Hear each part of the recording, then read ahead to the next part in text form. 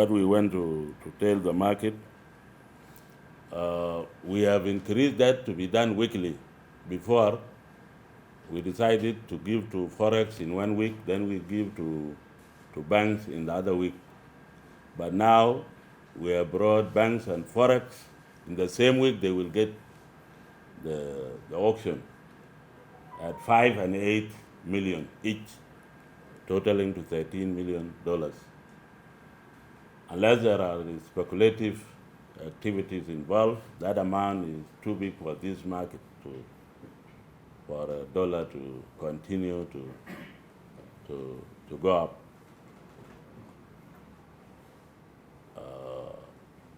We will not accept this dollar to go up. We are determined to bring it down and stabilize. Maybe around 400. That is our target. For the speculators, we are going to play. But be aware that the foreign exchange market is a zero-sum game. The number of losers is equal to number of winners. So you will choose where do you want to be. The total number of winners are equal to losers, because I have to lose for you to gain, or you have to lose for me to gain. We will play, but there is imminent losses. By the same way, quick way you got your money, you can lose it the same quick way. So let us play according to the rules of the market. Supply and demand. Any attempt to speculate on what may not be sustainable, then you are eventually going to lose. We have no interest to make you lose, but if you become so aggressive and you want to get everything at once, then as a matter of fact, you can lose everything. But we have no interest in you losing. So whether you lose or you gain will depend on how rational you are. You read the variables, the intention of the monetary authorities of South Sudan. You read between the lines what they are going to do, and based on that, you price your product. Failure to keep in touch, you may lose out and you may lose everything. That is what we are doing. We are a country, we can lose and gain, but we cannot be like a businessman. This is a country. Even for us, it's not necessary to get profit from what we do. As a central bank, we are not a profit-making organization, but we ensure that we achieve the policies of the country, regardless of whether we are losing or what. So you cannot try to compete with us, because our mandate does not involve profits. We don't have to make profits. So don't compete with somebody who is guaranteed. We are guaranteed. We can lose. There is no problem. We were losing because we were defending the system, and we want to achieve the mandate that was given to us, which is primarily price stability. I said before that what we are going to do differently first is the communication, the issue of communication. Even the IMF was telling us that you are doing too many good things and you don't communicate. You don't tell people what you are doing. This is a disease for black people. They don't communicate. Sometimes they need to fight or run. that is why I think somebody was saying, they say black people, they are good in memory, and they are good in sports, but they are have very low standards in reasoning. That was the argument of one of the Americans. Later on, Thomas Jefferson said that is not true. In fact, we are equal in reasoning, but we are trying to make ourselves very inferior in reasoning. We cannot even communicate what we have efficiently. So we have directed the director of communication to follow up this communications policy and strategy to the end. And today, I want to announce to you that the Director of Communication in the Bank of Sudan has been appointed today as the official spokesperson of the bank. So if you have any queries and you cannot reach the final authorities, including myself, because I am the one to talk on very controversial issues, but he can answer some of your queries if you cannot get me anytime. I've told you this is the first time to announce that he is the Director of Communication and official spokesman of the Bank of South Sudan. He will answer some questions in case you get anything, you hear anything, you call him to clarify. In case you need more information or authorization, I will do that. So that is for your information. With this few remarks, I will stop here and give chances for you to ask questions or inquiries or addition whatsoever. Feel free to ask any question. In case, should anybody feel that you want to put it in a more comprehensive way, you can send it even to this spokesperson in a written form. He will communicate with you, will give you the details of his address, because it is communication does not necessarily mean that we always talk here. It can be through other medium of instruction. Somebody was asking about the auction, that there has been auction and there was no change in the market. Why are we continuing with the auction? I think let us talk with the relative, in a relative way. Don't be extreme. To say that there is no change in market is not true. There is change, whether for negative or positive. There is change. Change is imminent.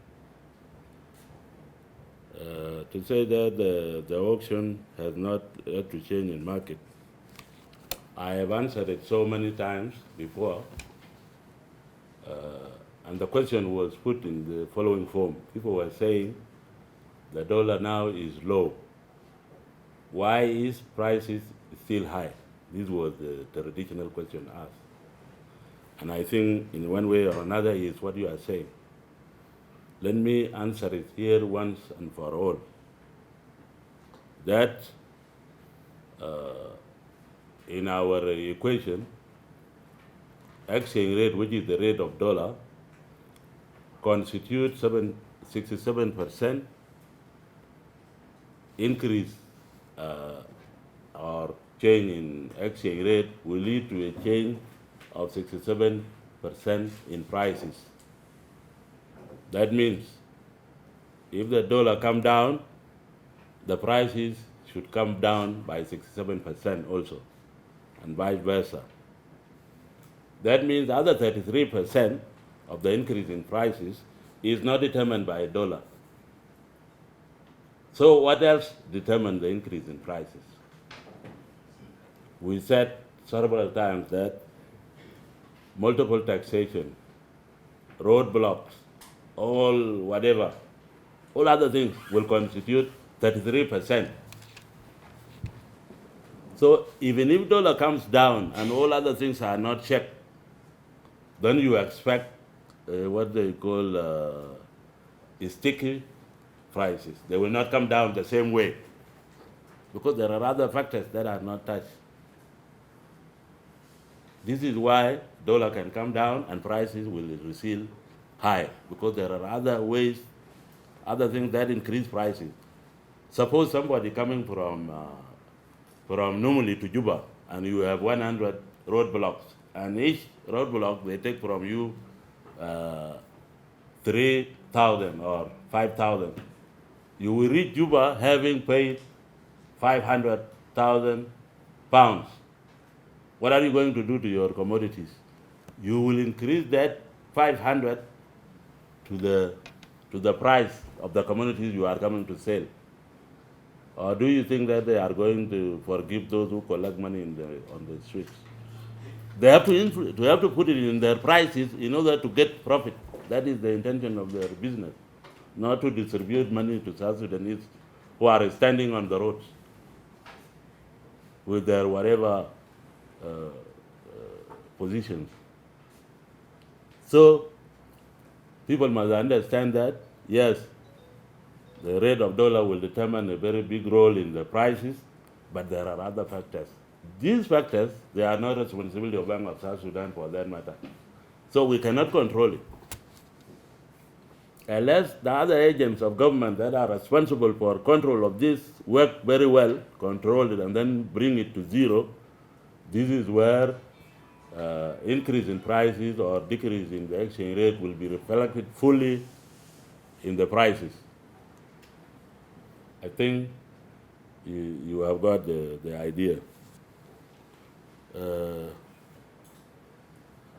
The second question was about the auction itself. Will it continue forever? Of course not. It will not continue forever. It will have to stop somewhere later on. Because auction is determined by availability of foreign currencies with us. That means we should have a very high level of reserves, which we are struggling. We have no very high reserves, but we are expecting some money to come and top up all what we have. If that case is there and there is volatility in the market, the central bank will intervene using the auction as the best way of allocating foreign currency in the market, especially in the third world. But that will not be the only way we are using. You just heard before that we are going to use another monetary policy instruments. They will complement or substitute the foreign exchange intervention. The foreign exchange, what we do with it is that we sell dollars and bring in SSP. So people will buy dollars and give us SSP. So we will control the level of SSP.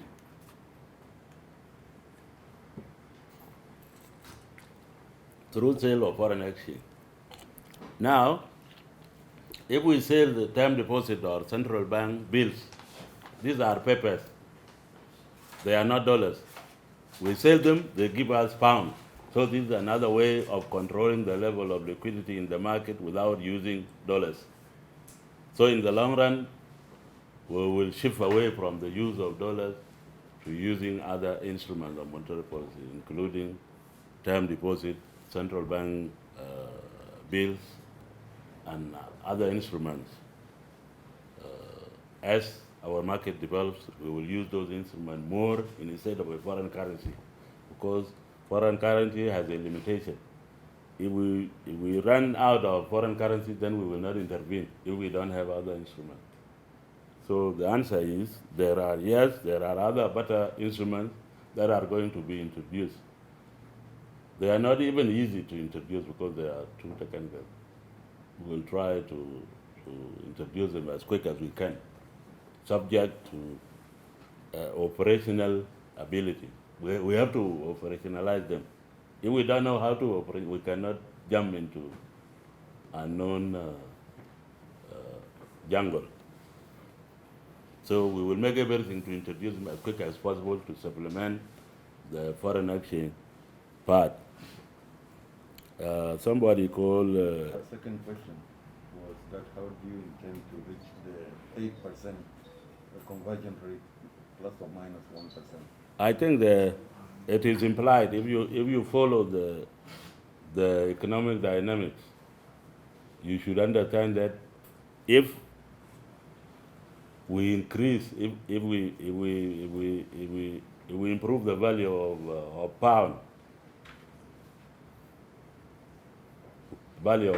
through moving lot of liquidity in the market or money supply, we reduce it, then our currency will appreciate, and that will lead, fewer money in circulation will lead to appreciation of SSP, and that will bring down inflation as a return. So that is how you bring down, one of the ways of bringing down inflation, by controlling money supply,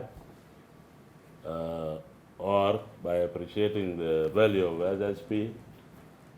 In both ways, you will lead to lower inflation. That is the target. So when we are talking of managing the money supply and liquidity in the market, we are actually reducing we are improving the value of that SSP, and that will lead to decline in inflation by implication. So it is a set of dynamics that you have to understand.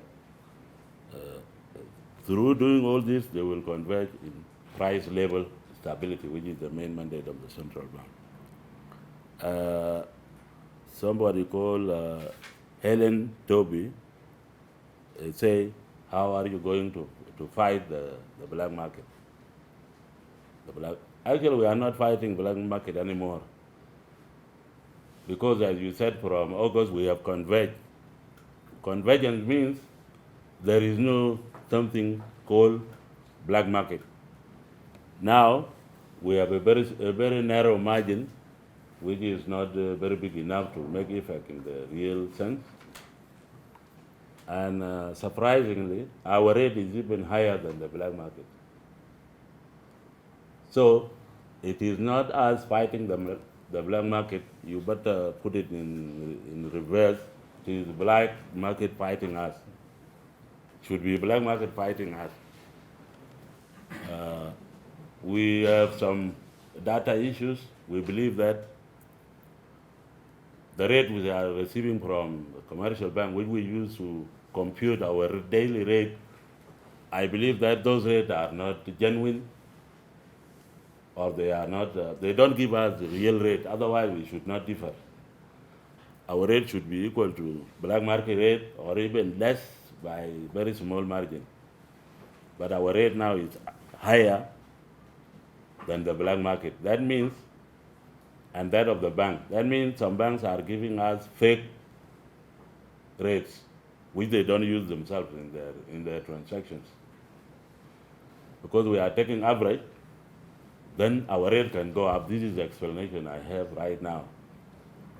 I investigated as a Director General of Supervision.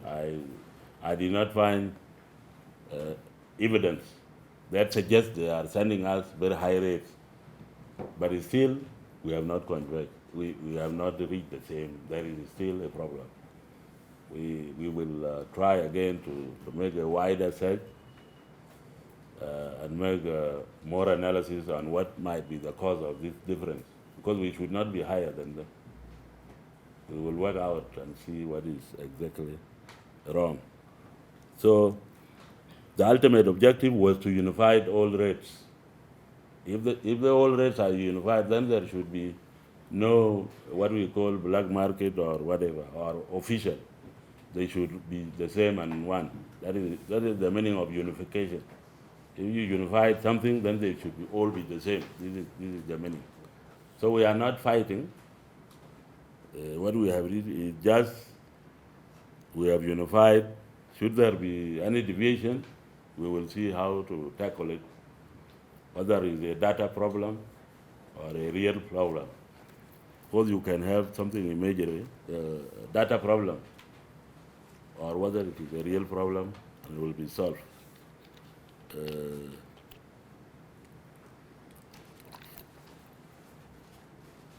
Somebody was talking also almost the same, the black market, how to do away with it. Yeah, like I said in the previous answer,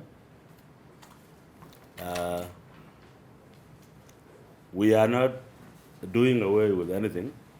Like it is not an administrative measure. We cannot say this rate is not going to be used.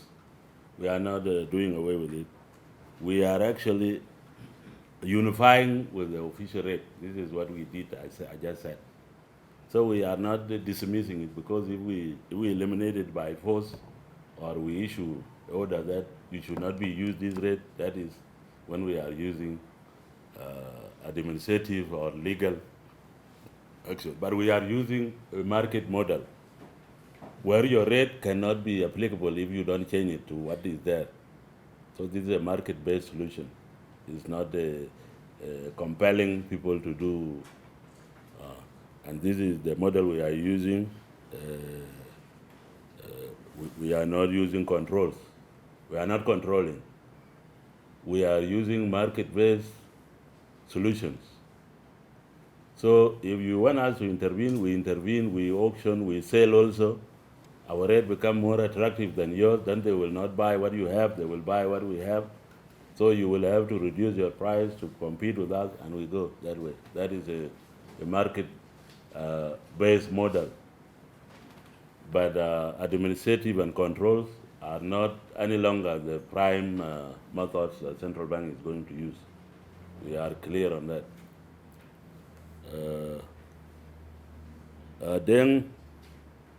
Deng Machul, he was saying that people were talking of publication of oil and non-oil revenues. As you are aware, we are not responsible for these issues. The oil, the Ministry of Finance and Ministry of Petroleum, what we can receive here is the proceeds of those, we receive them in our accounts, in the name of Ministry of Finance. With the non-revenue, it is the responsibility of National Revenue Authority. They are the one who collect money and they have data. So if they say that they are going to publish this, then it will be Revenue Authority and maybe Ministry of Petroleum and Finance who will publish. This is not our mandate, it is not our function. And we cannot tell them, you publish this also. So it is up to them. If they have accepted to publish, let them publish. And they will be asked by the public. It is not our mandate to publish oil production and prices or collection points, how much is collected daily, what. This is none of our business. And let me be very explicit in this, that even the data that they have is different from what we have. For example, we just know only what has been collected and deposited in the government account. That is the part we know. But any other part that is not accounted for, we don't know. The same thing with oil revenue. For example, advance payment or oil that is paid to settle loans that were done outside there. Anything that is not in monetary values and has not affected our accounts in the central bank, we cannot know. Because I don't know, I don't count barrels of oil or whatever. I don't. We know only what has come to the bank, hitting our account in monetary terms. We don't deal with barrels. We don't deal with anything. So it is what comes to the bank that we know. So even accounting-wise, we have differences with those institutions. Anything they dealt with outside, we don't know. And we should not be asked for it because we don't know, in fact. Thank you. I think you take another round. In case you want to add something, you add. Another round and that, yeah, yes. Sorry? Emmanuel. Yes. Yeah. I radio. How does the central bank determine the quotation, the rates? Because you mentioned there are some banks sending loose fake rates. So, layman down there, I want to understand, like, how come the commercial bank sending the rate to the central bank, and based on that, the central bank now determines the daily rate? I mean, people just don't get it. Can you really explain that? Is it supposed to be the central bank being in charge of the control? That's how they perceive it. So maybe you should defend it on that basis. Another question is the issue of weekly $13 million auction. First of all, where are you getting this money from, the 13 million, number one? And if you're getting the money from financial institutions, for instance, IMF or World Bank, how are you going to pay back these loans? And how much do we owe IMF so far? Because the auction started a long time ago, auction went with the previous administration. So how much do we now owe the IMF or the World Bank? And the other question is, I understand the country is trying to exit the IMF staff monitored program. So exit? Not yet. The IMF, the country is trying to exit the IMF. What do you mean by exit? I mean, To finish? Is it to finish or to get out of it? The point here is there any hope that South Sudan is trying to access another loan, for instance, from IMF? Okay. Okay. Loans from IMF? Okay. And, ACF. ACF. yeah. okay. Anybody? Anybody? Yes. Thank you so much. My name is Dennis Logoni. I work for Classic. Classic. Just a clarification, maybe during the tenure of former Governor Marwan, there was a plan that he wanted to enter into gold so that he can improve on the economy. Could you tell us, is that system still ongoing or stopped? Thank you. Mm.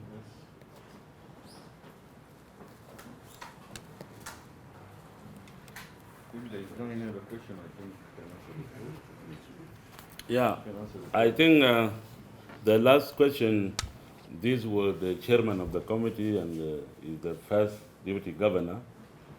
I think he is well versed in understanding this issue of gold and how it dies, or is it living, where is it living, we want to understand. So he will answer that question particularly, and I will answer the other question. I mean, the gold business should be first of all developed by, bringing real investors in gold, not the artisan whereby you buy little from here, little from there. You can't really go anywhere. So it really needs proper investment for the gold sector to come up, including purchase of the, refinery for the gold, so that the country can start refining gold and then export that. So that is the stage where we are in at the moment. We have not gotten big investors who should come and invest in gold, although people come, but they have never done that. But the central bank involving in gold business and buying artisan, from the artisan miners is not enough actually for a country to start exporting. That's not viable. You need big investors, like well-known people who can really invest in gold business. Thank you.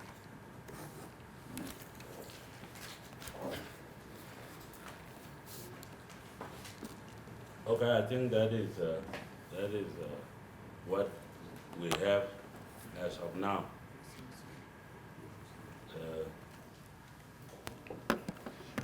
I believe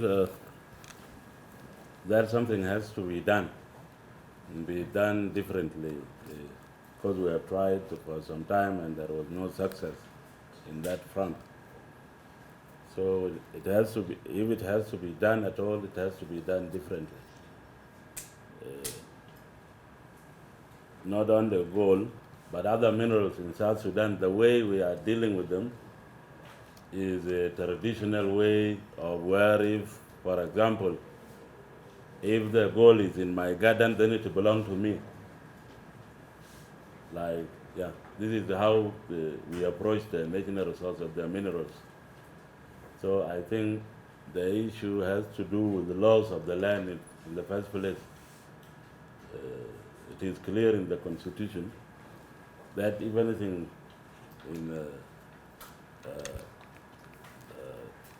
in your garden underground that are submitted, I know, it belongs to the national government. But the way we are approaching this now is the issue like land. That land belongs to community. So whenever you see that there is a mineral somewhere, some people of that area, they would tend to monopolize. They say this is our thing and we should use it alone. I don't know who will contribute for the national if everybody want to use his resource locally. So there must be changes if we are serious, or else we should keep quiet, complaining, because with the current events, nothing will change. So we know that we are doing something that will not lead to anywhere, and we expect to move. How do you move if you are not moving? You have to stop yourself. What you are doing cannot move. Then you don't expect to have moved, or you are going to move. Nothing. We will just remain like this. The question you are saying, how do we determine the rate, our rate? How the Bank of South Sudan determines its exchange rate? I think this is really a statistical exercise. What we do is that we collect sales and purchases from all commercial banks, sales and purchases of foreign currency of all commercial banks.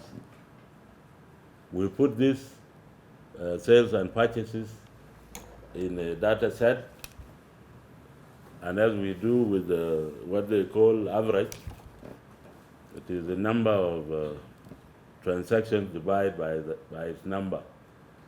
So if we get it from 20 banks, those rates we use it and divide all that by 20. You get the average rate. It is that average rate that is the rate of the central bank. The central bank uses. So if some people within the average they bring very high rate, then the average rate will tend to be higher. You can agree with me in elementary mathematics. Yeah. If there is something, the values that are higher than the mean are more than that below it, then the average will tend to be higher. That is a fact. Nobody can negotiate about it here. So that is why we are expecting something is being manipulated there is not true. We will work out to find the exact problem.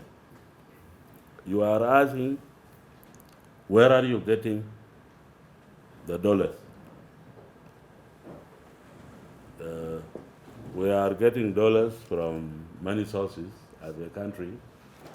You cannot imagine that we get dollars only from IMF. We have our revenues, be the revenue authority used to collect even dollars. These dollars are brought here, and as per new reforms, the money are exchanged into pounds. We give the government pound, and we take those dollars to use it in exchange rate management or to payment, outside payment for the government itself. So this is one source of foreign currency in the bank here. We get some oil revenue in form of dollars. So what we do, we exchange that because the rate now is almost one.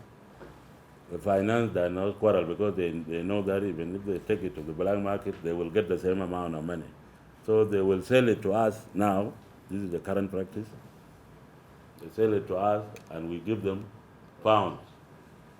The dollar we buy, we will either build reserves, as we said, or use it to manage other things like the exchange rate, like government external payments, payment of embassies, all of these things that need foreign currency. We will use it for that, and we wait for another dollars to come.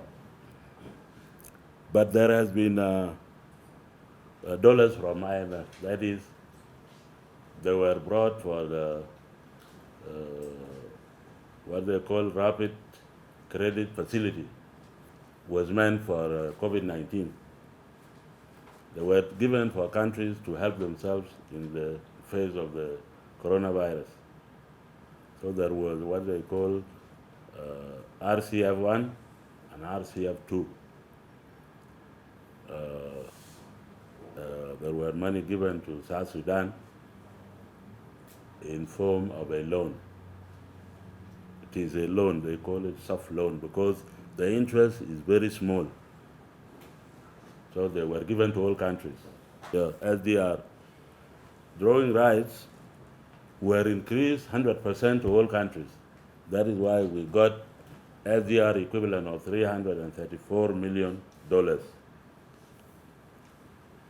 This amount was meant for two things. $150 million were meant for budget support. That means 150 will be brought, we exchange it to pounds, and we give the pound to Ministry of Finance to pay salary arrears. That is what is happening now. The other 150 is to be used as a reserve for the central bank. Now, equivalent of 150 has been liquidated because SDR has to be liquidated to become a dollar, and then you use the dollar. The balance now is still in SDR. It is not liquidated, but the equivalent of 150 has been liquidated, and the money has been brought here, and we have given it to finance to pay arrears. It will be the decision of Minister of Finance plus myself to request the liquidation of the rest that is still remaining there. So if we face any very difficult problem, we can request that to be liquidated into US dollar. And as I said, the 150 that is remaining there is for the reserve building. So depending on the situation, we can request that amount to be liquidated into dollars, then we bring both dollars to this aim. If there is a shock or there is a problem, we can do that. So that is what is happening with the IMF. It is a soft loan. They will be paid by the government. What happens if your debts are too many or you cannot pay them at once? There is what they call rescheduling. They can be rescheduled. Instead of paying today, you start paying the other way. So these are things that are involved in debt issues. Or they can be relieved. They can be forgiven completely. So they will be written off, and you are not any longer liable for that loan. That is why some countries, you have to go for that loan, because it can be later on it can be written off and you are free. Then instead, fearing that this loan is going to get very big, this is a country cannot be taken into prison. So some people venture to run into any loan in anticipation of a possible future relief, debt relief. So you will benefit from that. So it is not yet known who is right. Those who fear to get the loan or those who get the loan and may be written off later on. To me, the second option can be more viable.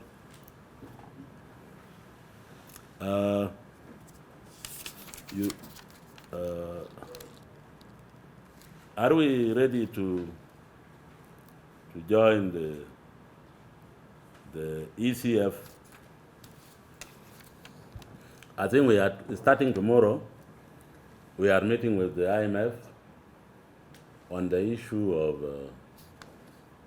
a staff monitor program that we did the first part. It was a review and we passed that stage. And that is why we were given even some money there. Now the second part and the final part is going to be reviewed maybe from next week. They make a review here and they take it to the board of IMF in Washington. If we have met what we have agreed, because you agree with them before time, that we are going to do this, and by this time we will reach this, you claim whatever you claim. Then when that time comes, they come and check what you promise against what is there. It is when they find that all your promises have not been accomplished, then you have failed the review. And if you have failed the review, you will not qualify for any further credit or loans from the IMF. So we succeeded the first one. Currently, we are going to start next week. They will see all what we promised and we signed, that we will do this, we will do this. They will come now. They will look at the level. We said the amount of money in circulation should be less than this.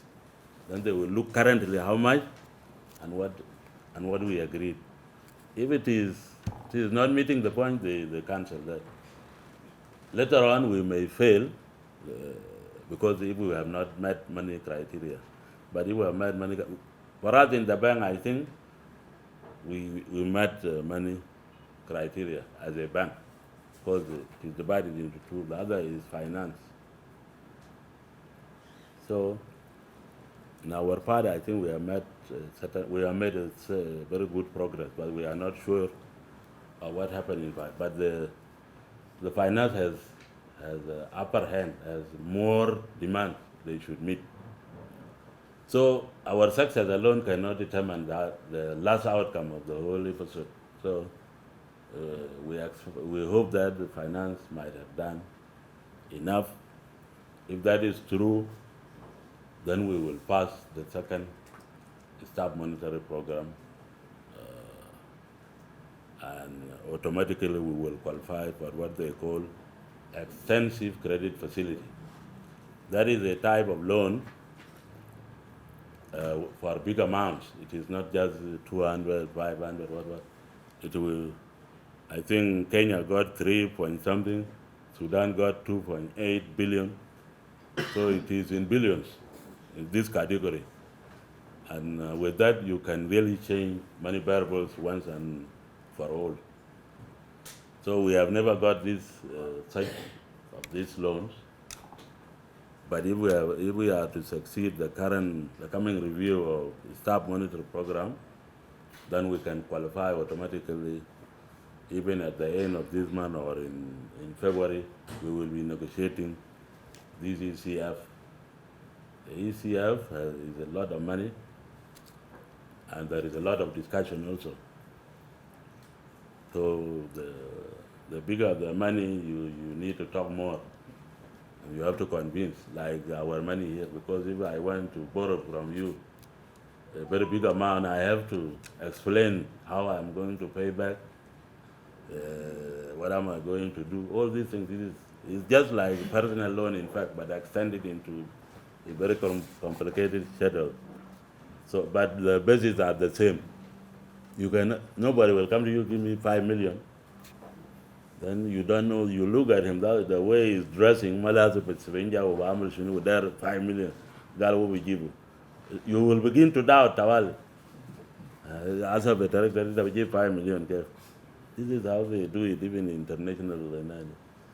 You play with money, you will not be given. It is what you do that determines what you are going to be given, because they say you must be a credible person. One Kawaja was telling me, if your neighbor play with the wheat flour, or sabakete beja dafaga sida or magari reakolo, dafago bara yeje buleg adini digi, will you accept? It have a deal. My you people, you are praying with your things. With a baby shot. Malu, you manage your things correctly. Badak, lo bigger nag than a big. But you cannot play the gig without digital channel. So these are practical. They are just practical. You can do that practically. So you manage a job without the quest.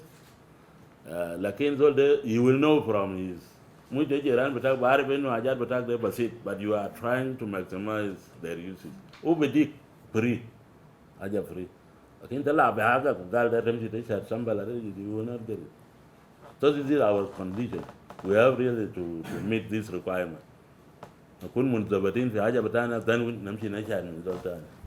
is right. Even the Musawarana there we can do it. Can people they So nations are like people, by the way, in so many ways. We have to think around. I think unless there is something burning, a burning issue that you want to